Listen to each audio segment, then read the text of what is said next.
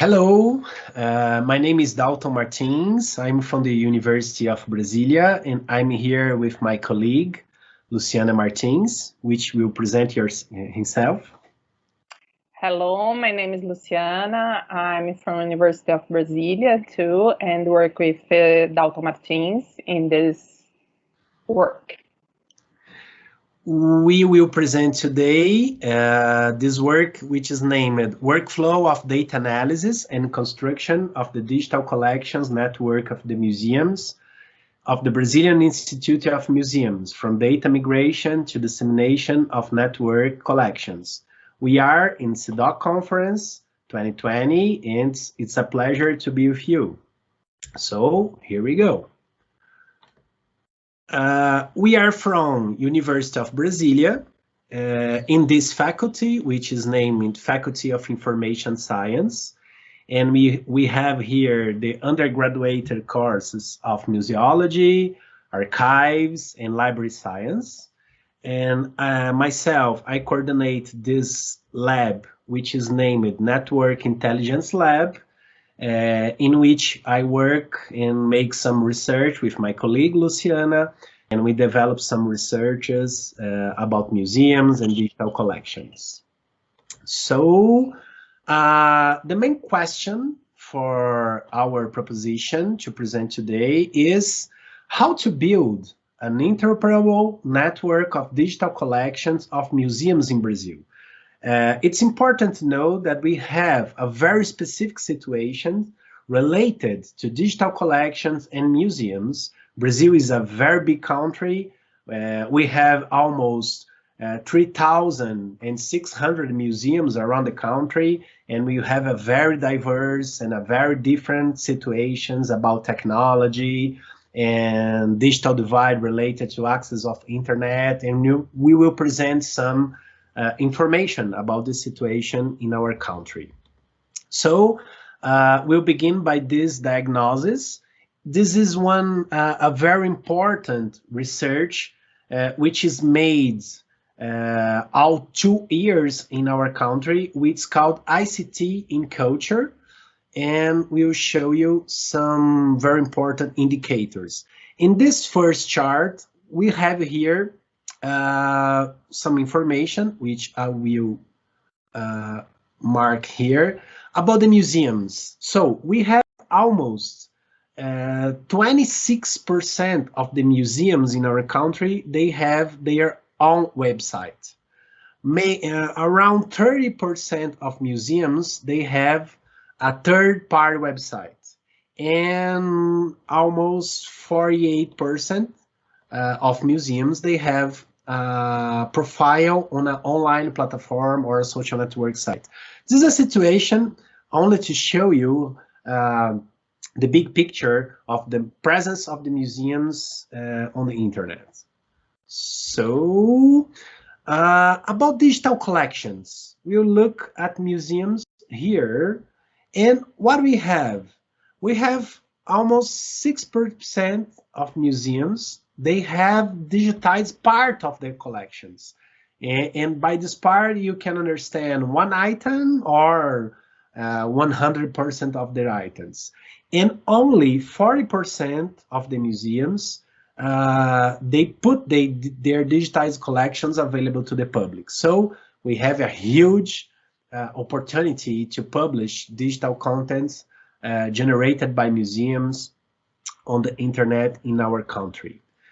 And here we'll note in this chart how this information about the museums, they are made available to the public. If we look here, we'll note that the main important option is at the place where the institution operates. So this means that the information is not present on the internet. The information is only present on the computers inside the museums.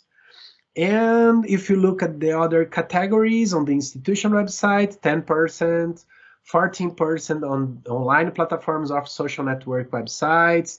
So we have not so much information published on the internet, and we need to solve this problem in our country. We need to figure out how to help the museums to develop their own technologies, put their own technologies to publish their digital collections on the internet. So we have another question, which is important to us, is how to offer a single technology that could facilitate museums to create their websites, function as a digital repository, and easy to maintain and update. So we are trying in this research to offer a technology to the museums that is quite simple. It's not difficult to put this technology to work. It's quite simple to maintain this technology, and we will show you what we are doing here. So this is the moment. We found WordPress.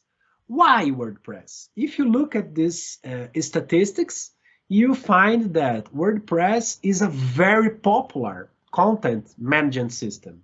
They have almost 40% of usage on the internet and a market share which is very huge, around 63% on the internet. So it's a very popular technology. It's a very disseminated technology all around the world and in Brazil too. If we look at the fastest growing content management systems, what we will find, again, WordPress. And this data is very up to date. I'm talking here about data generated in October 2020. So here we go.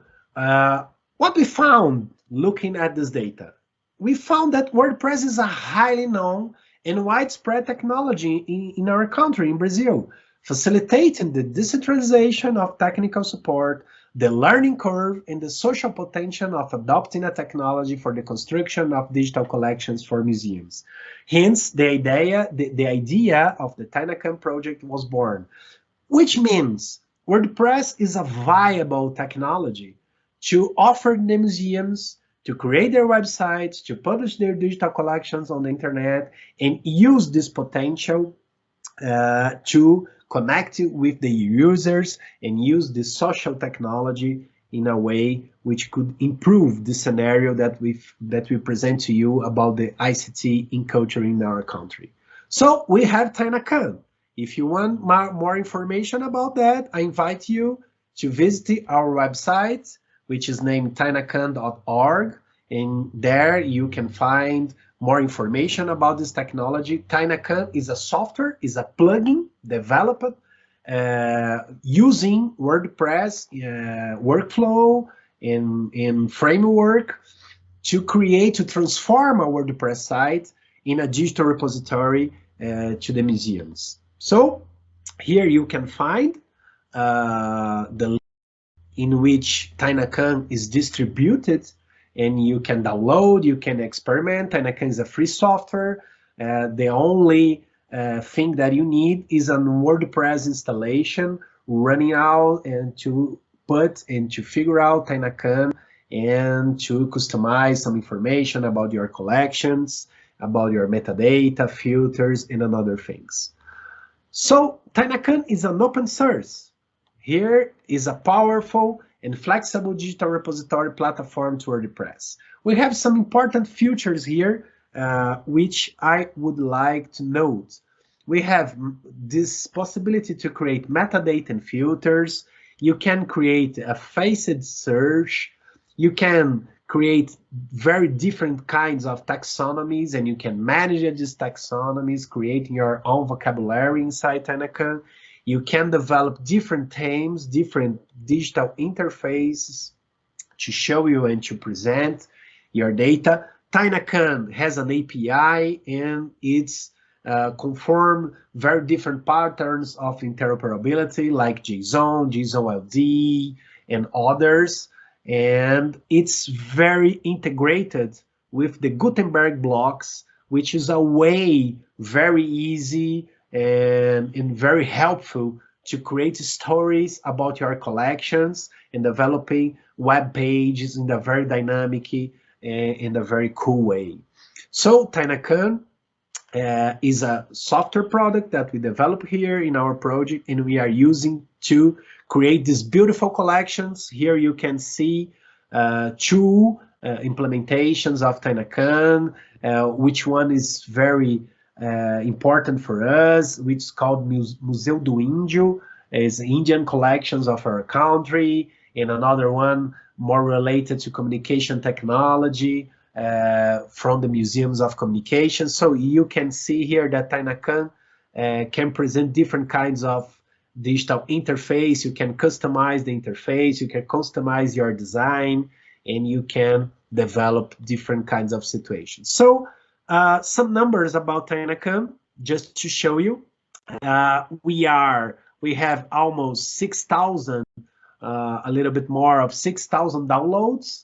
We have more than 300 active installations, more than 500,000 of digital objects already shared using Tainacan, more than 17 public universities, 40 public museums. We have a very important scientific research related to the software, more than 60 scientific articles published, more than 99 academic documents which mention the project in Google Scholar, and this is the job that we are doing related to Tainacan. So we will look now more deep about the situation of the Brazilian Institute of Museums, which is called in our country by IBRAM. IBRAM is a very important partner of this initiative.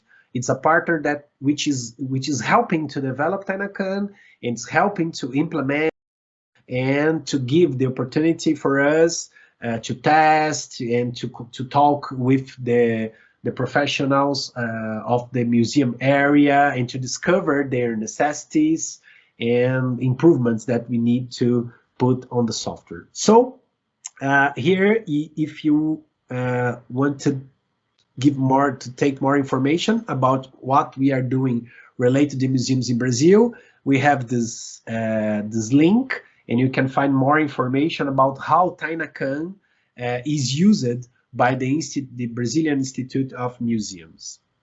So we have 16 museums already using Tainacan, and we have more than 12,000 items published using Tainacan. Here you can find the name of the museums and the number of items that they have already published on the internet using Tainacan. So it's a very important moment for us in Brazil. It's a very important to give this technology, to improve this technology, and which is the main question of our presentation today, how to connect this 16 museums and to create a network, an interoperable network of digital objects generated by the museums. So we have this implementation process.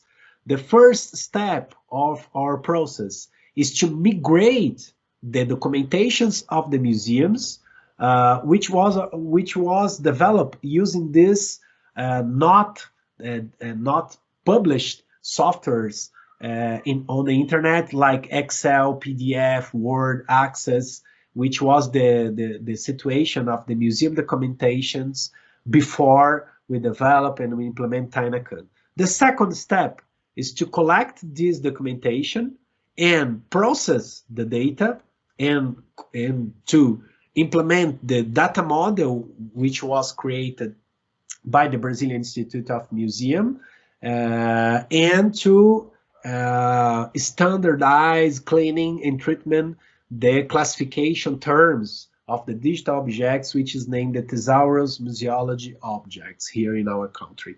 So we use Python scripts to do that. We use the Open Refine software, SQL databases, and after that we have these 16 Tainacan digital repositories published on the web. And what we are doing now, we are creating this integrated search tool, which is in development, and we are present today what we are doing about this situation. So the question is how to connect the collections, how to integrate, how to put this documentation interoperable.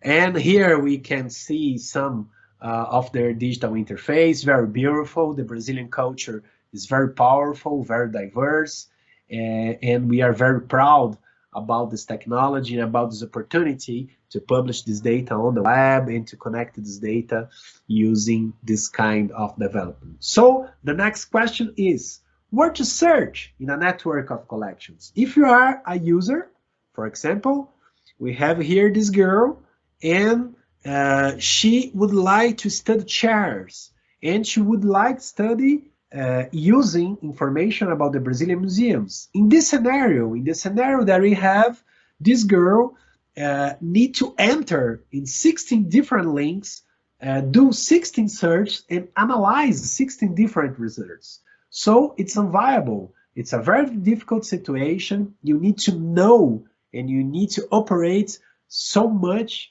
information, which is impractical with our public here in our country. So what we are doing, just to give a look of this complete digital ecology of free information, we are working in this way. We have at the center of this ecology, we have Tainacan and their different collections. Here we have the process of transformation of the original data from the museums, the legacy data from the museums, to transform this data, to clean this data, to standardize this data, to publish in the web. This is the first step of our ecology. After that, we are using Elasticsearch technologies, which means Logstash to collect and aggregate data, Elasticsearch to develop a very unified index of research, and Kibana to develop a kind of dashboard. And here we are developing a digital interface to access this data. And we are connecting inside Tainacan very important linked data vocabularies, like using interfaces by an API with Wikidata, GeoNames, and VIAF. And we are developing interface to publish data created in Tainacan in this kind of network of information like Wikidata, Wikimedia Commons, and Wikipedia. So this is the whole picture that we are developing here in our country, and this technology in how we are connecting all the pieces to put there together to work like a very powerful and very important network of free information for digital collections in our country. Here we have the first experiments, is the first dashboard that we have developed in Brazil, connecting 12 museums. This is a pilot project that we developed in this year, in 2020, and we were able to collect data from these 12 museums to integrate the number of the almost more than 11,000 objects from the museums, and to present in a single interface using only the Tainacan API and Python scripts, and to show that this is possible. And here you can find, if you want to take a look of this first experiments, you can find the link that this dashboard. So it's all that me and Luciana would like to present. I leave here my mail if you want more information about our research. It's a pleasure to present in CIDOC 2020, and we are very proud about our developments, and we are open to questions and conversations with our colleagues. So thank you, and we are finished. Thank you very much. I have a question. How is this solution being received by the museums and by the users? Hello, everybody. I think here in Brazil, we have a very good reception for the public and the museums. Nowadays, we have already more or less, I don't know, 200 installations of Tainacan in Brazil, and we have a partnership with UNAM, University of Mexico, and they are start to use to put their collections inside Tainacan, and the Mexicana, that is the hub of cultural collections in Mexico. They start some experimentation with the provides of data of Mexicana to use Tainacan with these museums to put their collections inside and facilitate the integration with the hub of Mexicana.